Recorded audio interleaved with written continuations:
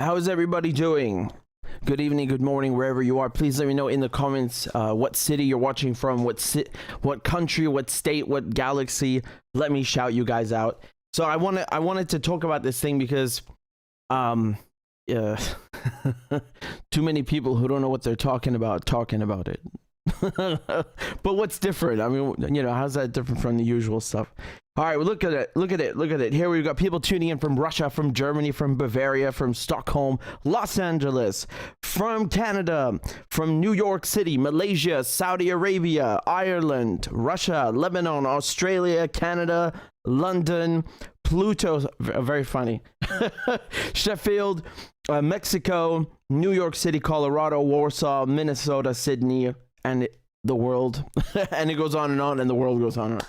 No, this is really good. This is really good. I'm happy to have you guys. And it's still going. It's actually too fast for me to read. Please just make sure you've hit the like button. I know I hate these typical YouTube phrases, but I have to do it because, you know, this is politics. The algorithm suppresses it more than, you know, if you're doing cooking or gaming or stuff like that. So, you know, we have to try and pump up the videos. Look, there it is. It's going up. We've got 600 people watching. Only 200 likes. There are 400 of you that have not hit the thumbs up, the like button. So please make sure you do. I'm going to start imposing this like labor conditions. I refuse to begin until we have 600 likes. No, seriously though. It's not a bad strategy. Anyway, let's go. Come on. I'm going to try and break this down for you as simply as possible. Okay, hold on. I'm just getting the stuff ready here. Okay, can you guys see that? I think you should be able to see that. Yeah, all right, we're good to go. Yalla, yalla.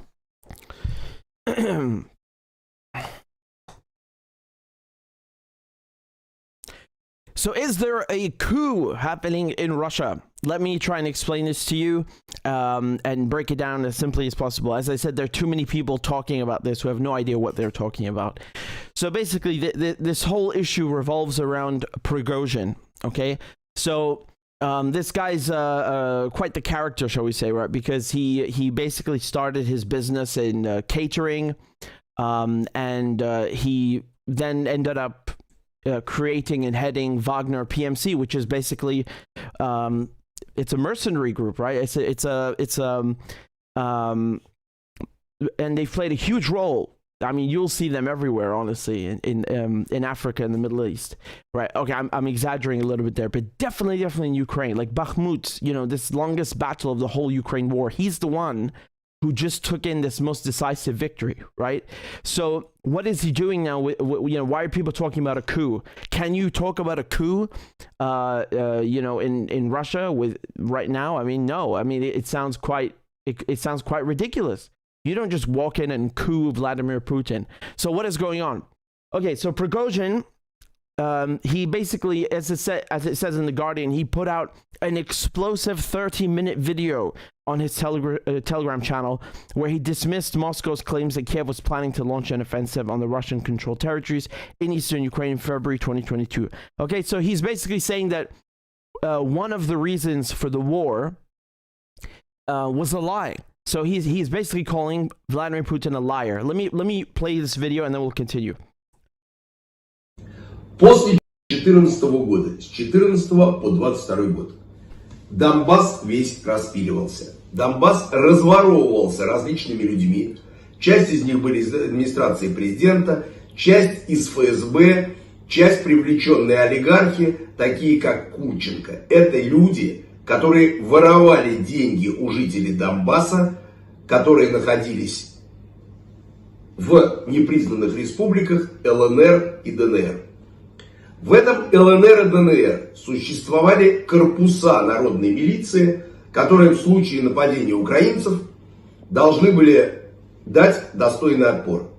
Однако эти корпуса не существовали по факту, было минимальное количество бойцов и определенное количество генералов просто распиливали эти деньги. При зарплате в 40 тысяч 20 тысяч оставлялось в кассе, 20 тысяч давалось тому, кто подписывает, если боец существовал и сидит дома, подготовка не велась, А мертвые души просто получали эти деньги, генералы получали за мертвые души эти деньги, и бюджеты пилились. Донбасс был прекрасным местом, где распиливались деньги, как сотрудниками администрации президента. Сначала это был Сурков, потом был Казак. В ФСБ тоже была абсолютно понятная иерархия генералов. Теперь по тому, почему началась спецоперация. Украинцы имели группировку, которая находилась по границам с территорией Донбасса, как раз ту, которую мы проламывали от Попасной до Артемовска. Эта группировка состояла из различных добровольных, скажем так, националистических формирований, а также состояла из действующей армии ВСУ. Эта группировка обменивалась выстрелами.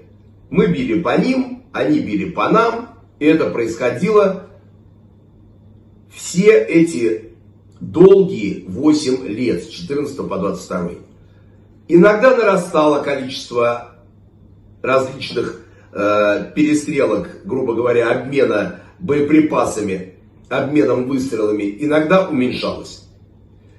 На 24 февраля ничего сверхординарного не было. Сейчас уже...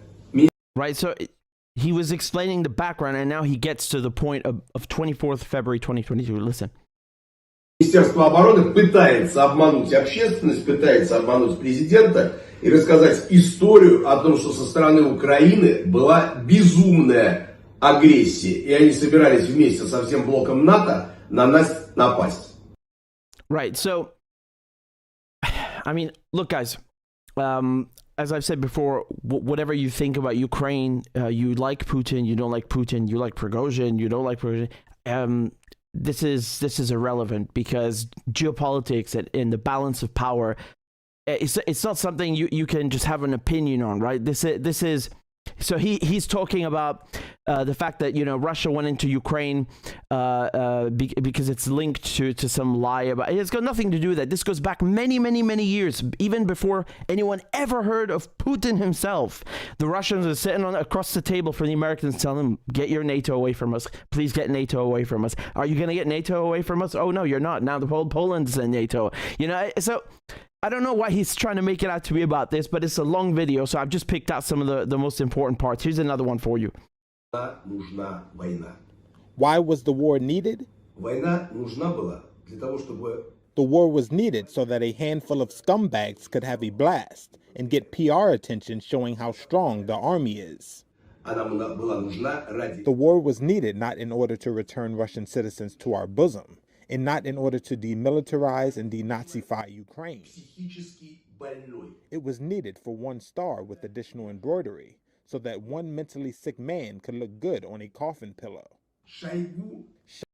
Right, so I was just about to say, he's talking about Shoigu. There's one more second. Shoigu lives by the principle that a lie must be horrific for people to believe it. So Shoigu is the defense minister, right? And he's basically saying, what Prigozhin is saying is that basically the defense minister wanted this war so he could have some more accolades and trophies. That's when the lies come. I mean, once again, this is like nothing new from what we've been hearing before. You have to understand that that Prigozhin here, this guy, he's been dissing, he's been lambasting and just, you know, ripping the top brass to shreds for the last couple of months, right? He says that the Russian generals are not sending us ammunition. They're not helping us. They are traitors, etc., etc. Okay, so let me play this clip. This is from a month ago. Take a look. Шойгу! Герасимов! Где боеприпасы? Посмотрите на них, Yeah, so he was on the front line in Bakhmut, and then he wins this. I mean, you know, whether the Ukrainians and NATO want to admit that Bakhmut is strategic and important or not, it doesn't change the fact that you can quantify on a timeline that Bakhmut was the longest battle in this war, right? Or should we say in this latest chapter of the war, since February 24th, 2022. So, and the fact is Wagner won that battle. So, you know, he doesn't just have a loud mouth. He actually, gives them results. But now here's what's going on, because he's now accusing this Prigozhin. He's accusing the Kremlin of having launched missiles at Wagner. Okay, so he's accusing them of friendly fire, although this is not friendly fire, because usually friendly fire means by mistake. He says it's on purpose. Okay, so in Reuters, they talk about this video, which I'll show you in a second. And the caption says that a missile attack was launched on the camps of Wagner PMC. Many victims. According to eyewitnesses, the strike was delivered from the rear. That is, it was delivered by the military of the Russian Ministry of Defense.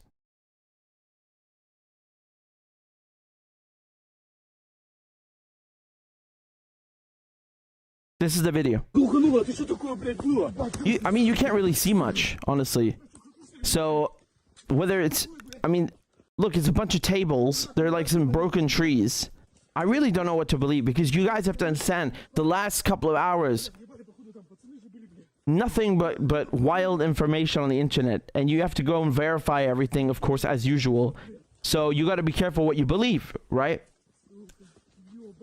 But this is the video they released, and I don't know. This doesn't look like a missile strike to me, and also, it doesn't really prove the Russian Defense Ministry did it.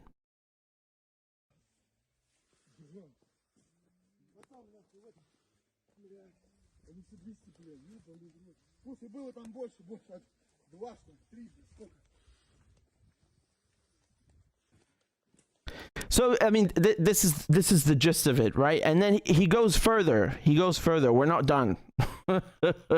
We're not done. So,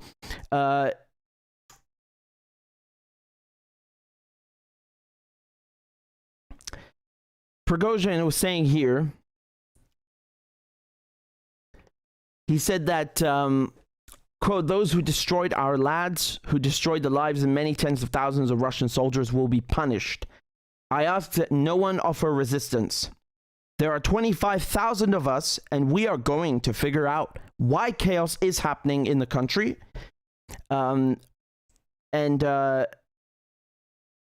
He issued a new statement at this is 11 well, again, for it's about 2 hours ago. Okay, I'm calculating multiple time zones. 2 hours ago, saying his forces. So Prigozhin issues a new statement saying his forces had crossed the border from Ukraine and were in the southern Russian city of Rostov, and he said that they are ready to go all the way against the top brass and destroy anyone who stands in their way. It sounds fantastic, right? Like from a fantasy. I also don't understand what he's saying. How the hell is he going to go all the way from Rostov to Moscow without any obstacles or people trying to stop him? That's the first issue. And number two, Wagner rely on the Russian Ministry of Defense for logistical support. Where do you think they get all their ammo? Why do you think Prigozhin is standing there saying, "Where is the goddamn ammo?" I'm putting it more diplomatically than he did, right? Because they need that. They need the Ministry of Defense. So, you're bound to run out of this stuff at one point. Yes. I just don't see from a logistical viewpoint. And anybody, you can ask anybody from any army in the world, and they will tell you what's the number one thing in the military. It's logistics. When you screw up logistics, everything, it's like a dominoes, everything gets screwed up, right? So how do you solve this problem? Now the plot thickens. I'm not done. Now, you might be thinking like, well, this can't be real, right? Like, this guy is basically saying he wants to go to war with the Ministry of Defense. Keep in mind, not once does he mention Putin or direct his comments to Putin or imply anything bad about Putin. You understand that, right? You realize that. I'm not just talking about today. I'm talking about all the bulk of Prigozhin's videos, because he understands that there's no way on earth he's gonna go head to head with Putin. I mean, again, as I said at the beginning, one does not simply, walk into Moscow and coup Putin. You're out of your mind. Even Shoigu is already kind of a stretch, right? Because he is the defense minister. So you have to understand that this guy is actually an officer, and not only that, he's literally the top brass that Prigozhin is referring to. As I said before, Prigozhin, this guy has never been in the army, right? He's not even a sergeant. He's not even a non-commissioned officer, never mind an officer or a general.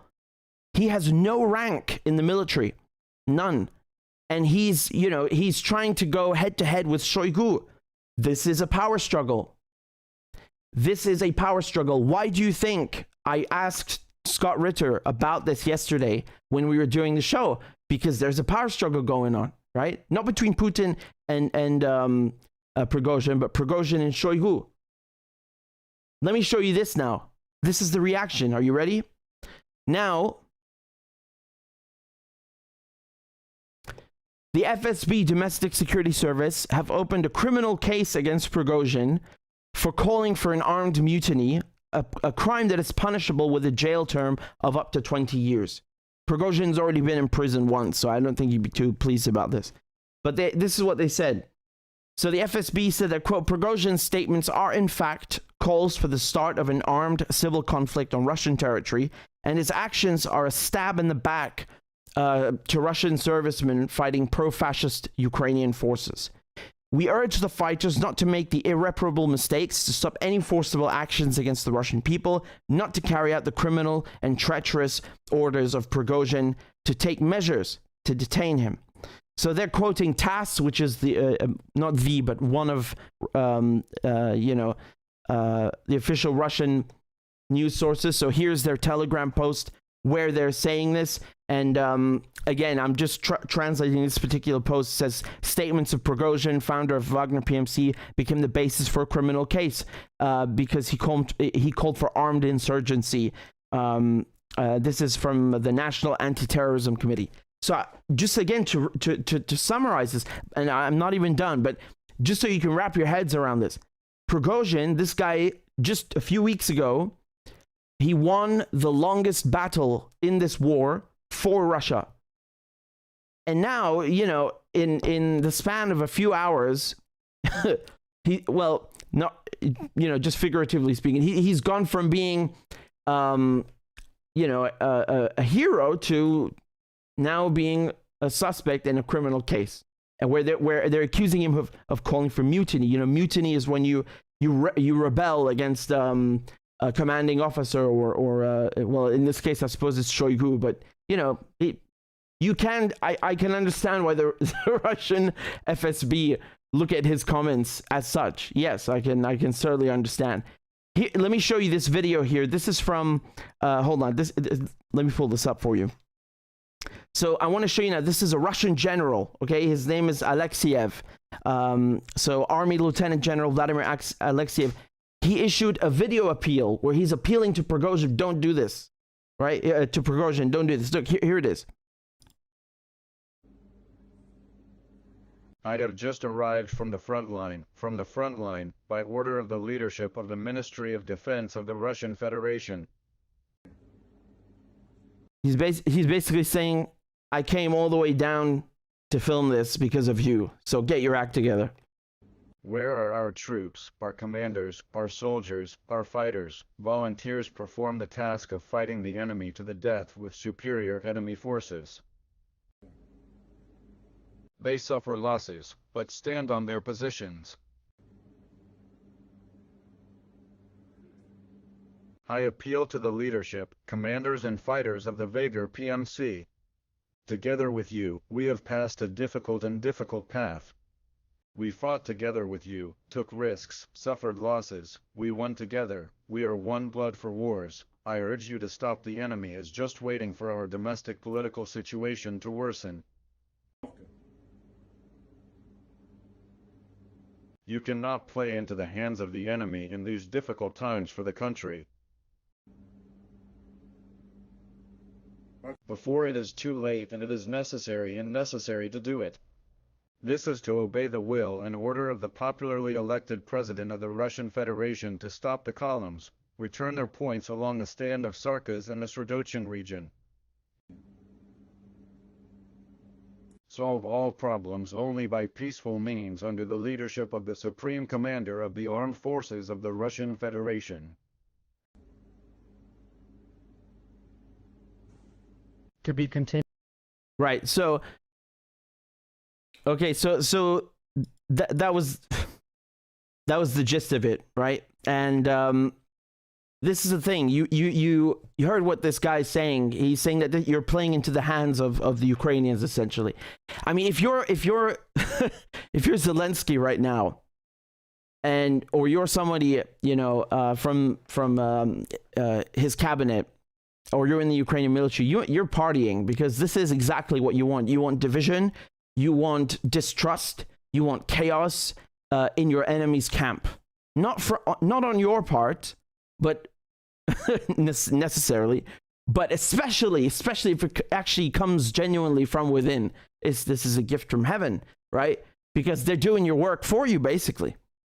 And I mean, we are assuming that this is, you know, that Ukraine has nothing to do with this, because you have to understand something. These are public statements. Not everything that happens in these circles, in the military, in intelligence, takes place with PR, press releases. As a matter of fact, the bulk of it doesn't happen in public, right? So, you know, let's consider multiple scenarios, okay? But I wanted to address this idea of a coup mostly in a moment. But look at the possible scenarios. Number one, it could be a PSYOP, right? A PSYOP is a term for psychological operation, right? It's an abbreviation for psychological operation. This could, I mean, you have 100 different varieties, millions of varieties of things you can do. You know, in the Vietnam War, the Americans would blast you know, loud music or sounds of ghosts, quote unquote, of to scare the enemy, or, you know, I'm just giving you different examples, or it could be some bot campaign on Twitter. But, you know, something serious and sophisticated. This could either be from the Ukrainian side or the Russian side. The Russians might be, you know, launching an operation, and to take attention away from this military operation, whatever it is, in whatever part of Ukraine now, they're starting this nonsense, or amplifying this so-called beef or you know, hatred you have between Prigozhin and the defense ministry, to distract the Ukrainians and the rest of the world. This is one idea. We're speculating here, right? It doesn't mean that it is true. It means that it could be true. Another thing here, it could be the opposite. The Russians are taking heavy losses, and to avoid talking about them, they cook this up, right? This is also another hypothetical explanation or possibility. The other thing is that, going back to this hatred that Prigozhin has for the defense ministry, right? You guys need to understand something very important. The defense ministry, and Putin reiterated this, so Putin said it himself, they want Prigozhin, Wagner, to sign contracts agreeing that they will be integrated into the Russian armed forces. Do you understand? And I told you guys this during the last couple of live streams, that this is going to create tension, because Wagner, Prigozhin, they enjoy the status of having logistical support from the Russian military, of having political support from the Kremlin, but being outside of that to a certain extent. What does that mean? That means Prigozhin can go on camera and start yelling at Shoigu without really getting into trouble. But now the situation has changed, because now he's gone a bit too far. He's gone too far. Because when the FSB are opening a criminal investigation against you, I mean, Jesus, it's not really, it's not looking good, is it? And this is, already a few days ago, Prigozhin was saying, screw you, I'm not signing these contracts. He wants to enjoy his status of being, the head of a military group that is outside of the Russian armed forces. And, this is from CNN. You can see here, when was this published? This was published June 11th, right? So about a week and a half ago, they said, Prigozhin said that he will not sign the contracts with Russia's defense ministry.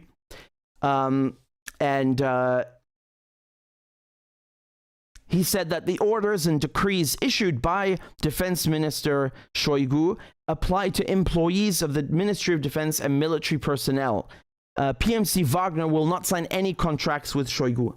So what's happening right now, this could be, this could be the result of having these contracts forced on them. Who knows? I'm absolutely, inclined to tell you that it's one of the reasons. If you're Prigozhin, the last thing on earth you want is a goddamn contract that fires you. Prigozhin will not be needed anymore. He will be nothing if his soldiers sign a contract and are put in the Russian military. Then he's out of a job. Do you understand? So from a political and a financial point of view, he has no incentive. This is the last thing on earth. He has no incentive to sign these contracts. So this is definitely one of the reasons for what's going on. I was telling you guys that this reminds me of Sudan. Look at the videos that I did in Sudan. Please go watch them, right? Because you'll go on CNN. God forbid you go on CNN, but you'll hear in mainstream media and even a lot of independent or alternative media, they either won't mention Sudan, or when they do it, they don't know what they're talking about. Sudan is an Arabic country and an African country, so I'm lucky to understand the media, to go through it, to understand the reports. And this situation it's already gone back a few years, but now, it exploded. And what you have in Sudan is very similar, because you have the head of the armed forces, right? So his name is Burhan, okay? He's the head of the official Sudanese armed forces, and he's at war now with Dagalo. And our friend Dagalo, besides having a really cool name, Dagalo is the head of the rapid support forces, right? Quwat al-Da'am al-Sari'a. So the RSF, for short, these were created in 2013 by the president. Back then it was Bashir, right? Who's gone. That's another story.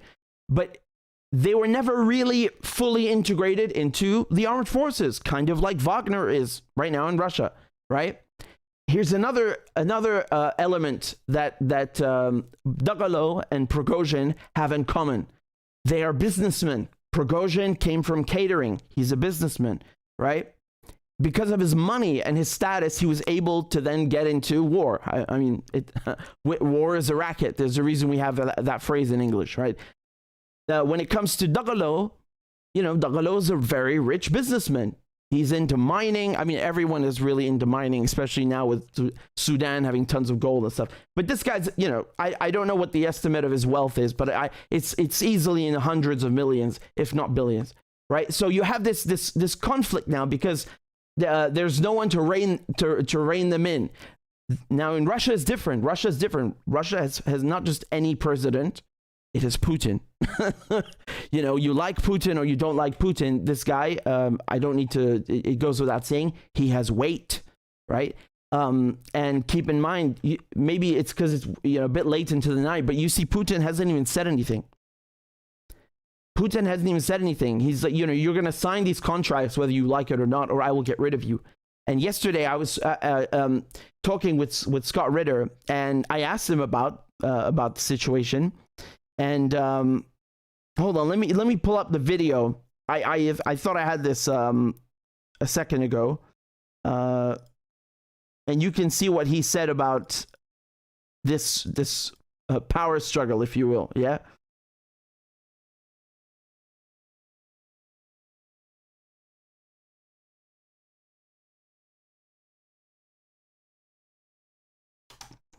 All right, just a second.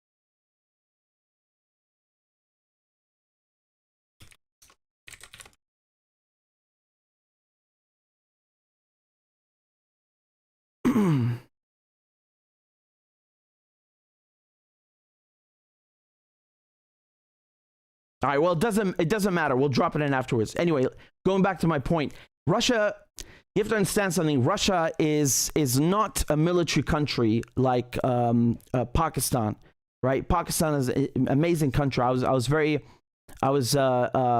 privileged and to live there for a couple of years when I was a kid. Pakistan is a military country. Egypt is another military country. What do I mean when I say military country? Well, in Pakistan, let me put it this way. No prime minister in Pakistan has ever been able to complete their term. Ever. For one reason or another, they either get assassinated, couped, like Imran Khan was recent, etc. That's what I mean.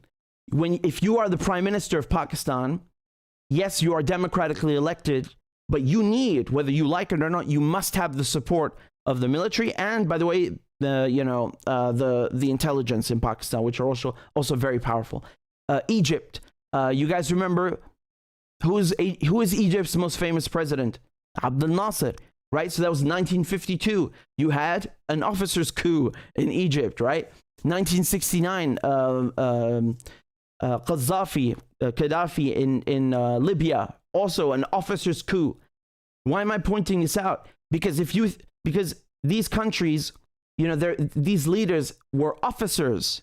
They were men who had rank in the armed forces of that country. Okay, they're not heads of a paramilitary group or businessmen who kind of got into it. No. We are talking about officers. So they have legitimacy. They have the legitimacy of the soldiers and the people. When we talk about Prigozhin, as I said, he's not an enlisted man. He's neither an NCO nor an officer. So as much as the victory in Bakhmut looks good on his resume, right? He doesn't have this sort of legitimacy. However, you do have a very good chunk of Russian soldiers. So I'm not talking about Wagner. I'm talking about Russian armed forces who do support Wagner, right?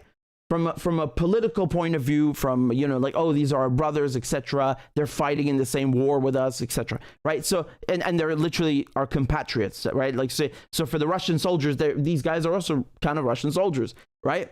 They're from Wagner, but they're still from the same country, and so on.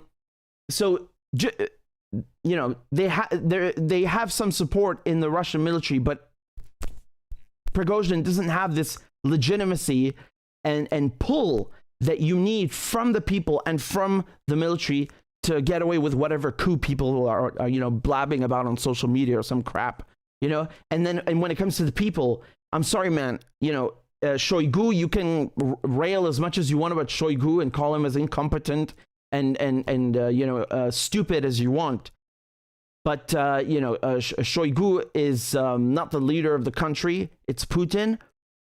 Putin appointed Shoigu. I don't understand what he's, what does Prigozhin think? He's going to grab Shoigu's job and then Putin? I don't know. I mean, I'm not saying necessarily that this is his plan, but people they're kind of, saying that, oh, he just wants to coup the country and so on. With what army? This guy has what? 25,000, 30,000, even let's say 50,000 troops. These Russians are not going to fight against other Russians, especially when the Russian armed forces we're talking about hundreds of thousands of troops. So I don't know how people just come up with these mad scenarios, like I said, at best, or rather at worst, for Russia, internally, you have a power struggle between Shoigu and Prigozhin at best, not Putin. This is a joke. You don't power struggle with Putin. And the other thing that I want to say with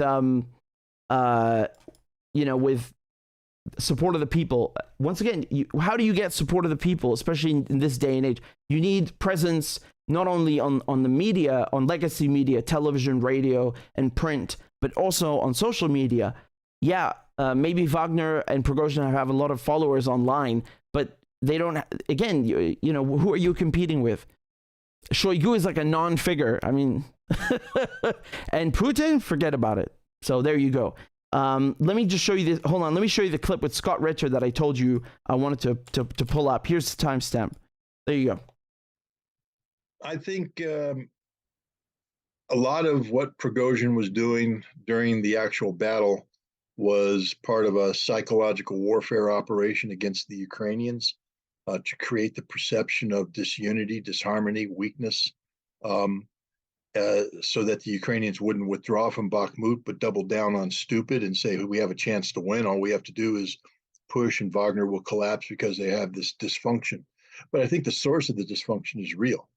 I think there's real dissatisfaction between elements of Wagner and the Russian Ministry of Defense. Wagner was created as a unique contracting vehicle to provide military expertise to the militias of the Donbass and Donetsk and Lugansk at a time when the territory was Ukrainian, and Russia is constitutionally prohibited from providing military forces. They can't deploy the regular Russian army onto Ukrainian soil. So Wagner was created. People call it a mercenary outfit. It's not a mercenary outfit. Mercenaries don't die for their country. Mercenaries fight for money. Right. And the purpose of mercenaries are to live and go spend that money. Wagner is composed of 100% Russian patriots, people who are ready to lay their lives down for their country, but they operate on a different contractual basis than the regular army because legally that's what has to happen. But one thing that has happened is that now that Lugansk and Donetsk have been absorbed by Russia and now Russian territories, and now that Russia has had a chance to harmonize Russian legal structures with those two territories, Wagner no longer operates within the framework of the Russian Constitution or Russian law.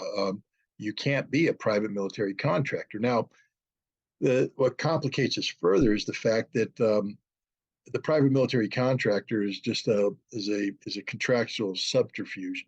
Wagner, I believe, works for Russian military intelligence, the GRU, and takes its orders from the Russian general staff. It's a specialized combat unit for specialized tasks and purposes. And I do believe that if Wagner is going to continue to operate on Russian soil, that there will have to be a legal normalization of Wagner, but you want to do this in a manner that doesn't compromise that which makes Wagner special. And that is, of course, its unique command structure, very streamlined command procedures, and the esprit de corps that comes with having a military system that's based upon a meritocracy where the most qualified people rise to the top and competence is treasured overall. And that's why Wagner's not in the front lines right now, because Wagner has until August, I think August 5th is when Prigozhin said they'll be reintroduced, to get their act together. And if they don't, I don't think Wagner will be reintroduced. I don't see Wagner, Prigozhin isn't going to get his way. That's the bottom line.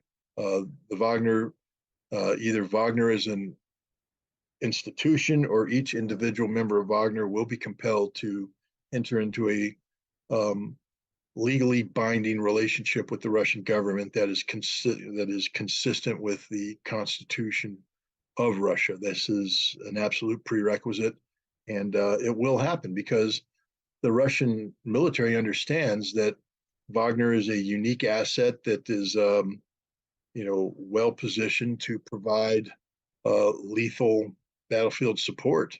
It's a force multiplier, and there are going to be future battles in well-defined. Well, there you go. I mean, Scott really put it perfectly. Just before I continue, I see we've got 2,700 people watching. We only have 900 likes, so the majority of you haven't pressed the thumbs up button, the like button.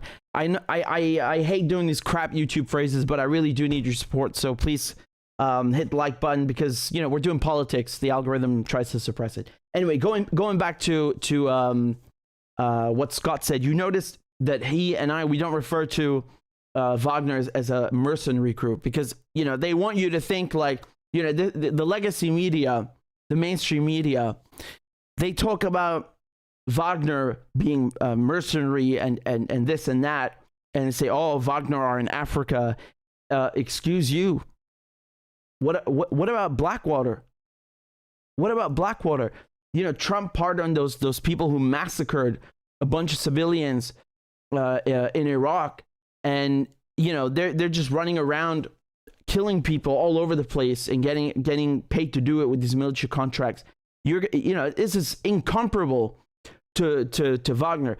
The thing is that Wagner, like Scott just said, they're fighting, you know, alongside the Russian army, so they're going to view each other as brothers. So between the Russian soldiers and those in Wagner, they're all Russian soldiers. Do you understand? That is how they view each other.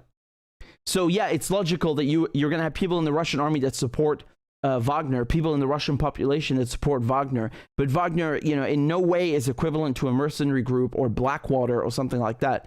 You know, even if you dislike Russia and you dislike the Wagner and all this, it's just, they're, you know, apples and oranges. And the thing is that, you know, Scott said that maybe this idea of distrust, this image of distrust between Wagner, between Prigozhin, shall we say, and Shoigu, maybe it's been fermented on purpose in order, you know, as a psyop against the Ukrainians, to give them the impression that, look, Bakhmut, Wagner and Prigozhin are in Bakhmut. They're not getting logistical support. They're not getting ammo, right? Because Prigozhin is yelling at Shoigu, send me ammo. That's where we need to attack. I tried to explain it as simply as possible, right? But he's right. That's one form of a psyop. And then another funny idea I saw floated is this is a hypothetical. Remember, we're speculating here. This is just hypothetical. Maybe Putin is trying to get rid of Shoigu, but he doesn't want to do it directly, so he's trying to do it through Prigozhin. I mean, yeah, it's a far-fetched one, but on this earth, anything is possible. If we're, you know, honestly speaking, the FSB case being opened against Prigozhin, big problem. You know, I'm sure they'll be able to hash it out, but they better do it soon. And let me just remind you that, you know, whoever thinks, whether these are idiots online or whether it's Prigozhin himself who maybe has these ambitions, I don't know. I have no idea. But just I'm drawing from his words, which I presented to you, and all of the evidence that we have, all of the articles and quotes and videos. If you really think that Prigozhin can coup the Kremlin, right? Because forget Shoigu, we're talking about Putin here. I mean, we're not even going to entertain this. I'm sorry, because it's so crazy.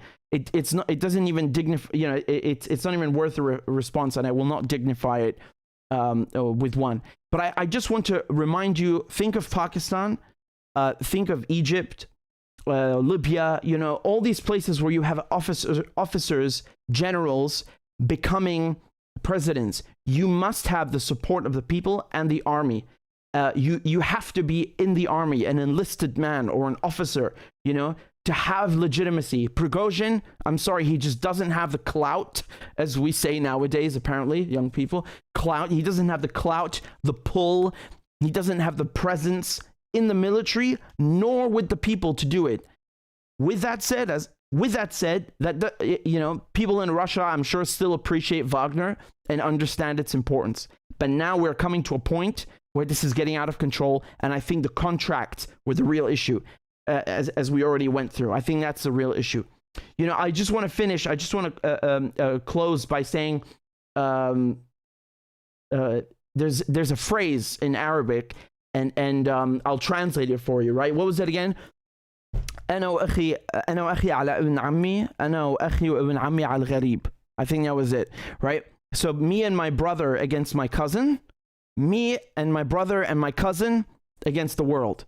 Okay, so right now, what's smart and what's good for Prigozhin to do is if he's really that upset with these guys, he needs to put his grievances aside and come together, because this is exactly what Ukraine wants. This is exactly what NATO wants. And I'm speaking if this is really, on the condition that this is not a psyop, right? So I'm saying if this is really legitimate, everything that we're seeing, that it's not a joke, and he's really going up there with troops, he needs to put this aside, because people in NATO and Washington and Whitehall, this is their dreams come true, disunity inside the Russian ranks, mutiny, right? Chaos. That's what they want. That's what they want. Don't give them what they want.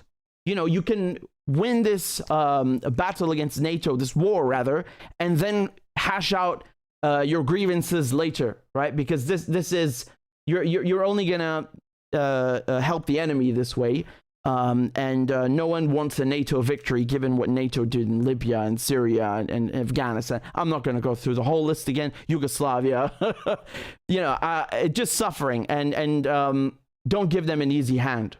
Don't give them an easy hand. Thank you, Crazy Puppet. We've got a good. Hold on, just let me just stop 1 second. All right, 1 sec. Divide and conquer, right? That's what they want. Divide and conquer. They want Russia to be divided so that they can surround it, encircle it, and cause the collapse of the political establishment, the military establishment, and there will be no Wagner, right? If you think that the idea of this, Wagner column or whatever, if this is true, if going up to Moscow and all this, if you think this is a good idea, there won't be Shoigu, there won't be Putin, there won't be Wagner, there won't be anything standing up to NATO. And the only reason they hate Russia is because the Russians were the only ones who ever stood up to NATO and socked them in the jaw, okay? Divide and conquer. Don't give it to them. Don't let them have it.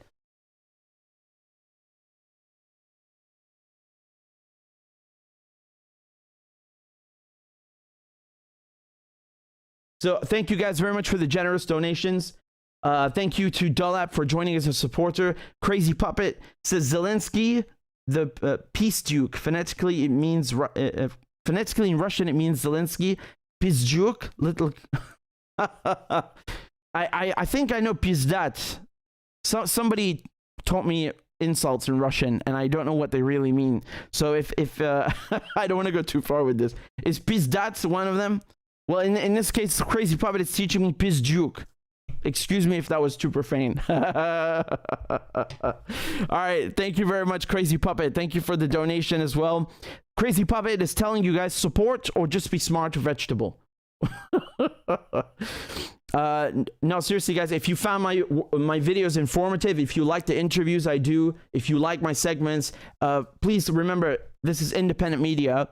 Only, there are no ads or like corporate sponsors. It's only you. It's you guys. So I depend entirely on your support. So please consider donating if you can.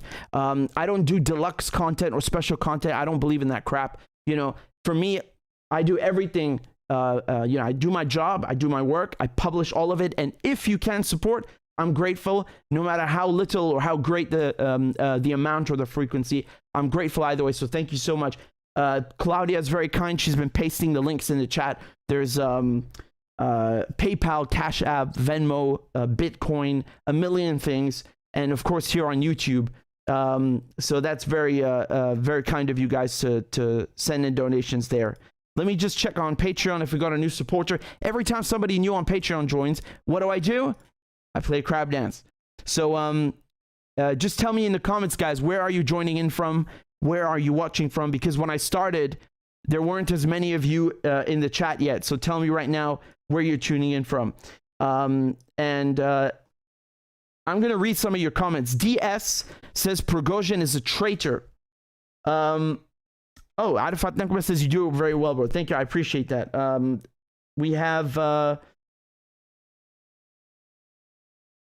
Hold on, I'm reading more of your comments on Prigozhin. But look, it's exploding. We got people watching from Toronto, Houston, India, Australia, Georgia, the Netherlands, Uganda, Northern California, Kansas, San Francisco, Holland, South Africa, Cuba, Vancouver, Phoenix, Toronto, and now it's going too fast, I can't read it. Los Angeles, Finland, Canada, Paris, Spain, Peru, Sweden, India, California, Morocco, Chicago, Stockholm, Turkey, Mars, Oslo, Peru, Uganda, Turkey, the Pentagon, Italy, Spain, Serbia, Cleveland, Vienna.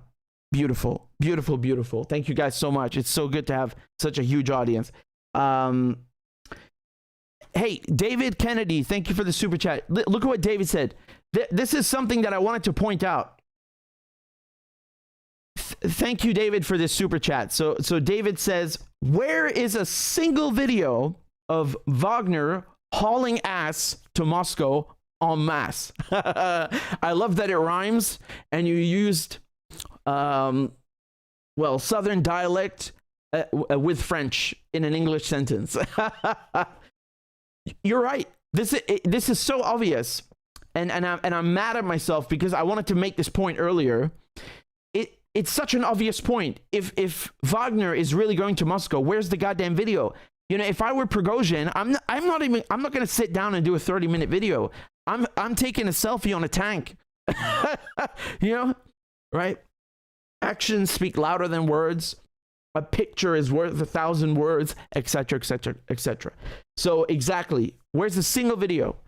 You know, again, I'm very, very, very, you know, skeptical about all this. GeoAnime Diplomacy says, thanks for the update. Watching from the USA. Well, I appreciate that very much, and you're most welcome. This is a big topic. I knew I had to go live. And by the way, before I forget, make sure you guys, I hate these YouTube cliche phrases, but we got to say them. The bell icon, hit it, click on it. So when I go live, you get notified. And if you prefer email, some people don't like app notifications or whatever, and they want to get it from email. Go to richardmedhurst.substack.com. I'm typing the link in the chat. You literally just put in your email in a box and you hit subscribe. And I don't spam people with crappy newsletters or ads. All you get is a link when I go live, period. That's it. That simple. Crazy Puppet says, based Prigozhin earlier acts, I do hope it aligns with his use of media to mislead enemies. Well, look, you know, Crazy Puppet, if, you know, going back to this and what Scott said, he's very good at it. You know, if this is a psyop, and again, I think most people get the impression that it is, and you know, Scott worked in intelligence, so he would have an idea of what Prigozhin's doing and so on. Then yeah, it's very effective and it's very good, because what's happening right now? No one is talking about, oh, the Russian army, they are taking such heavy losses. I don't know where, but you know, they come up with these things. And then, oh, the Russian army are so crap. Oh, the Russians are getting stuff from Iran. And right now, everybody's saying, oh my God, there's a coup in Russia. Oh, Prigozhin is gonna go and topple Putin. You know, because they want the drama. They want the drama. Unfortunately, that's the media, you know? And if they're misleading them, if this is really a psyop, well done. It's very successful, and it's very, very, very good. But look, my advice, if I'm not here to give advice, I'm here to report. But, you know, my point here is that take everything with a pinch of salt, right? Remain skeptical, and just try to analyze, as you know, George Bush would say, analyze the facts with nuclear. Seriously though, analyze the facts. You know, look at what we have. Look at you know, what David was saying earlier with, you know, the evidence. Is there a video of a single video of a tank or a column of tanks belonging to Wagner on their way to Russia? You know, there are people posting videos right now of normal military activity. What do I mean by this? You'll have people in Moscow or St. Petersburg or other places filming, you know, with their phone, like one truck, you know, or whizzing down the road, or you have 3 trucks coming and parking on the side of the road. What the hell does that mean? You know, do you understand the concept of moving around in space time? You know, you yourself, you move around in space time. the military is a very, well, hopefully in every country, a very, tightly run, or actually I'm not gonna say tightly run, but they depend on logistics. So you have to move stuff around the whole time. You got people coming and going, supplies coming and going, and on top of it, Russia is now, at war with NATO. I mean, has been for a long time, but obviously you're gonna have defenses erected around important places in Moscow. Do you guys remember when Biden had his inauguration? They were putting up these massive fences in Washington, D.C., and they kept them for quite a while, if I'm not mistaken. That was just an inauguration, not a war, but you still had the... actually, my favorite thing was when you had the American soldiers, protecting the Capitol and Washington, and you had people saying, oh my God, it looks like Iraq. Okay, first of all, the United States did not even exist when Iraq was the center of the world, and Iraq is a million times nicer. I mean, again, I'm not trying to put anybody down here, but the only reason Iraq that it looks like Iraq is because of your military invading Iraq illegally. The British Army as well, guilty of the same crime. So I find these statements so vulgar and just void of any sense. Not just nothing, airheads. In any case, my point is that it's normal to have trucks, being moved around, soldiers being moved around, whether it's in Moscow or St. Petersburg or it's now on the front lines. It doesn't make any difference. That doesn't mean that oh my God, they're preparing for Prigozhin to come with his column of 25,000 men. I don't understand how people make these kind of connections, but just be careful of the videos you see. Apply a good dose of scrutiny and be critical, right? That's it.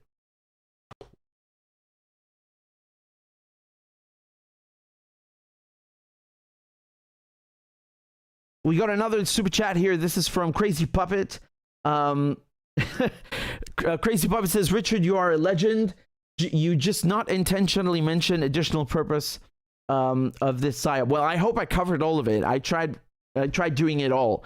But please let me know in the comments if you have any more of them. And Crazy Puppet says Z or Z for the children of Donbass. So, the funny thing is that now with Putin, what is the war crimes thing that they're bringing against him? The specific charge. They're saying it's not crime of aggression.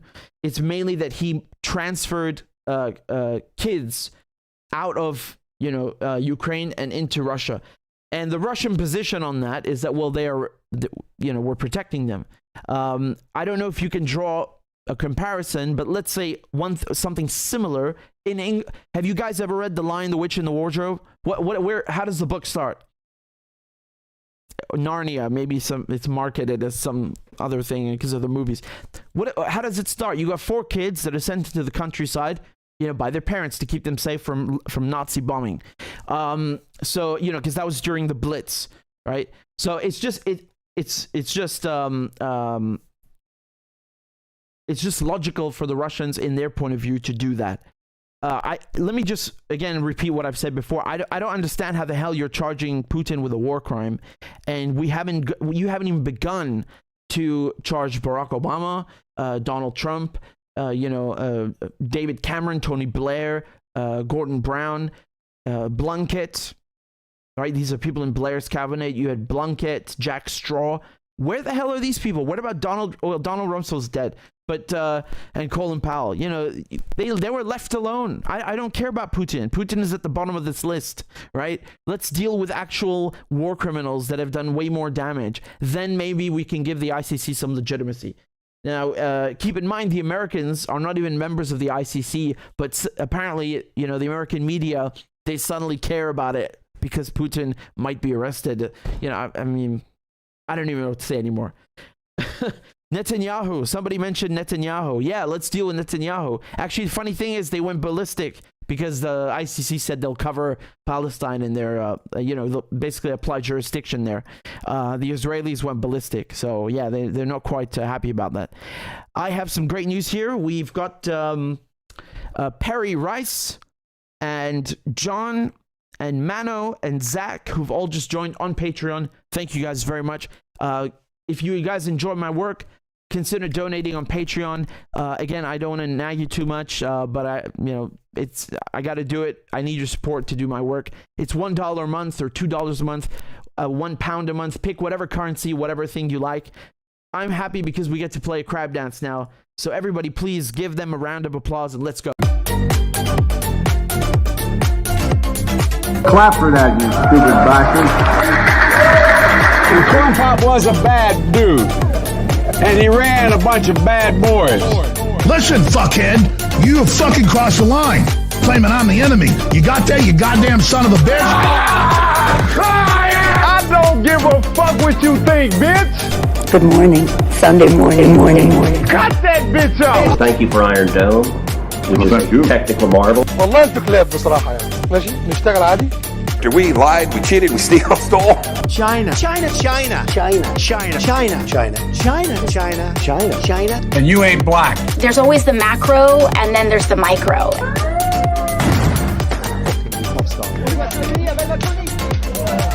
Do not come. Do not come. I'm gonna come. You talking to me? Ladies and gentlemen, I'll have 2 number 9s. Number 9 large. we got him. I know it's not. Why you're getting nervous, man. Calm down. It's okay. Okay. Suck my dick and choke on it. I yield my time. Fuck you.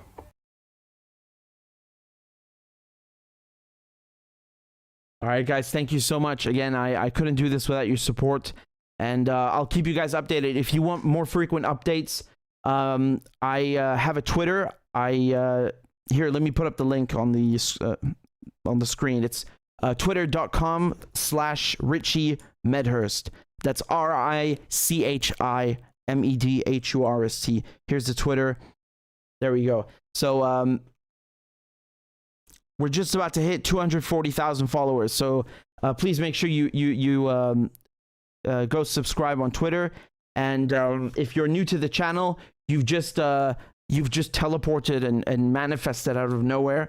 So welcome to YouTube. And please make sure you subscribe. I appreciate it very much. By the way, those of you who are already subscribed, sometimes they unsubscribe you, so do check that out. Pradesh, thank you very much for the super chat. Pradesh says, hey, Richard, when it comes to these elites who kill massive amounts of innocent people and destroy everything, should we wish death on them, or is that sinful? Damn, that's a really good question. I mean, part of me, look, man, the thing is, the way that when you say wish death, you mean like just, with your thoughts, right? Because look, the Nazis, when we caught the Nazis, well, some cowards like Hermann Goering, committed suicide and so on, but the Nazis at Nuremberg, what happened, right? And that was correct. I don't look at that as sinful or something like that, because these people committed, the term at the time, which is still used today, but it was a brand new term. They didn't commit war crimes. They committed crimes against humanity. Like, these are crimes that are so grave that, it's from a religious point of view, from a human point of view, it's very, I think it's bad. But from a legal point of view, when you're dealing with criminals like Goering or Goebbels or George Bush, I see no difference between neoconservatives and Nazis. They're literally one and the same as far as I'm concerned. So I hope that answers that. But I'm not. Yeah, that's it. That's it. But this is a great philosophical and legal question, right?